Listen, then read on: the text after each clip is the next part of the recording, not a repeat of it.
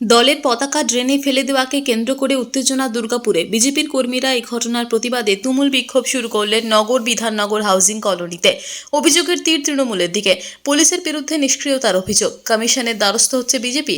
ঘটনার সূত্রপাত বৃহস্পতিবার রাতে। অভিযোগ, মদ্যপ তৃণমূল কর্মীরা রাতের অন্ধকারে বিধাননগর হাউজিং কলোনির ভেতরে লাগানো বিজেপির দলীয় পতাকা ড্রেনে ফেলে দেয়।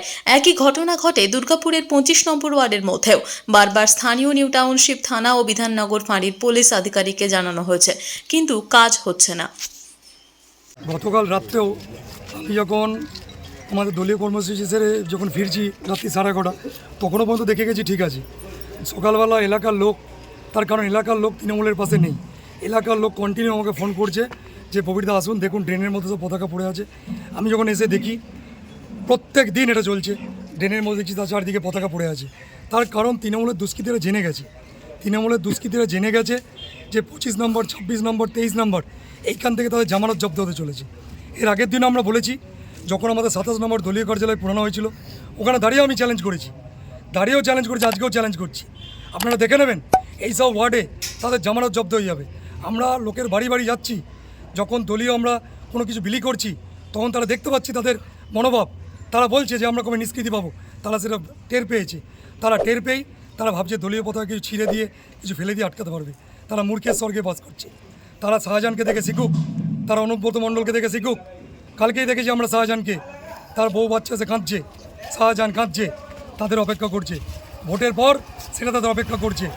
যেটা আমাদের নেতৃত্ব একটু আগে বললো, ইডি আইটি, আমরাও জানি যে কীভাবে জল দপ্তর লুট হচ্ছে, কীভাবে এখানকার কোয়ার্টার লুট হচ্ছে, কীভাবে জমি জায়গা লুট হচ্ছে, আমরা জানি না, সব জানি। ভোটের পর আপনারা মিলিয়ে নেবেন, তখন কুল পাবেন না। এখনও বলছি সাবধান হয়ে যান। গণতান্ত্রিক পদ্ধতিতে যেভাবে আন্দোলন করার দরকার আমরা করবো, আপনাকে বুঝিয়েই ছাড়বো। আপনি ভাবছেন যে মলয় ঘটকের হাত ধরে বেঁচে যাবেন, কোনো দিন বাঁচবেন না। মলয় ঘটক যখন বাড়ির এক কোণ লুকিয়ে আছে, আপনাকেও 2 দিন পর লুকিয়ে থাকতে হবে। এটা আমরা বলছি যদি আপনি এত বড় নেতা হন, দিনের বেলা এসে একটা পতাকা হাত দিয়ে দেখান। ওপেন চ্যালেঞ্জ, সেদিনকে করেছি, আজকেও করছি। বুঝে নেবো তো কত বড় আপনারা ব্যাটা হয়েছেন। কিন্তু আপনারা পারবেন না। তার কারণ জানেন, রাতের অন্ধকার আপনারা ঘুরতে বেশি ভালোবাসেন। রাতের অন্ধকার প্রত্যেক দিন এই এলাকার পুরো একদম জোয়ার আসরে চলে যাচ্ছে, মদের আসরে চলে যাচ্ছে। রাত 12টার পর লোকের বাড়িতে ঢিল ফেলা হচ্ছে। বিধাননগরে কোনোদিন এই সংস্কৃতি ছিল? আমরা ছোটো থেকে এখানে মানুষ হয়েছি। কোনোদিন বিধাননগরের ফ্ল্যাগ ফেস্টুন ছেঁড়া হয়েছিল? কোনোদিন ছেঁড়া হয়নি। এই কালচারে সে কিছুদিন আগের থেকেই। তার কারণ তারা জেনে গেছে যে পায়ের তলা থেকে তাদের মাটি সরে গেছে। কিন্তু আমরা বলতে চাই যে সন্ত্রাস শেষ কথা বলে না, মানুষ শেষ কথা বলে। সেই মানুষের উপর আমার বিশ্বাস আছে। আমরা খুব তাড়াতাড়ি বড় আন্দোলনে নামছি। আপনার নাম? আমার নাম প্রবীর রায়, দুর্গাপুর পূর্ব 3 নম্বর মণ্ডল প্রেসিডেন্ট।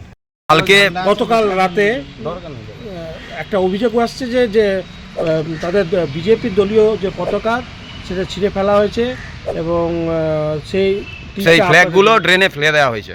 আপনাদের উপরে অভিযোগ আসছে, কি বলবেন? দেখুন, সবার প্রথমত এই অভিযোগ হচ্ছে সম্পূর্ণ মিথ্যা। আপনারা ভালো করে জানেন, মিডিয়ার কাছে প্রমাণও আছে। দিলীপ ঘোষ, যিনি এইবারে এখানে প্রার্থী হয়েছেন বর্ধমান দুর্গাপুর লোকসভায়, আপনারা পুরো দুর্গাপুর ঘুরলে কখনো বিজেপিকে সভা করতে দেখেছেন? আপনারা 25 এবং 26 নম্বর ওয়ার্ডে যদি দেখেন, এই লোকসভাকে কেন্দ্র করে বিজেপি কিন্তু একটা মিটিং মিছিল করারও ক্ষমতা নেই, কারণ মানুষজন ওনাদের পাশে নেই। তাই তৃণমূল কংগ্রেসের এতটা দুরবস্থা হয়নি যে ওনাদের মতো একটা দলের পতাকাকে ছিঁড়ে দেবে বা পতাকাকে ফেলে দেবে। এটা সম্পূর্ণ ওরা নিজেদের লোক দিয়ে করাচ্ছেন, যাতে এইগুলো করানোর মধ্যে দিয়ে মানুষের মধ্যে একটা হাওয়া গরম করে রাখতে পারেন, নিউজের মধ্যে থাকতে পারেন, মানুষের কাছে গিয়ে যাতে বলতে পারেন। এর বাইরে অন্য কিছুই নয়। আর যেই মানুষগুলো এই অভিযোগটা করছে, 2021-এর নির্বাচনের পর তারা নিজেরা ঘর ছেড়ে পালিয়ে গেছিলো অন্য জায়গায়, কোনো ভীত সাব্যস্ত কোনো মানুষ করেনি, তারপরেও তারা পালিয়ে গেছিলো, থানায় কেসও করেছিল। কিন্তু কেসের পর জানতে পেরেছিল যে কেউ ওনাদেরকে কিছু বলেনি, নিজেরাই নিজেদের ভয় পালিয়ে গেছিলো। তাহলে ওনারা যেখানে থাকেন সেইখানের পাড়ার লোক, সেই এলাকার লোক কতটা ওনাদের পাশে আসে এখান থেকে প্রমাণিত হচ্ছে। আর 2024-এর লোকসভা ইলেকশনের পরে ওনারা আবার কোন কোন ঠিকানায় গিয়ে থাকবে নিজেরা ওটা ঠিক করে নিক, কারণ উনিও ভালো করে জানেন যে বিল্ডিংয়ে উনি থাকেন তার আশপাশের মানুষজন ওনার পাশে আছে কি না। আপনার নাম?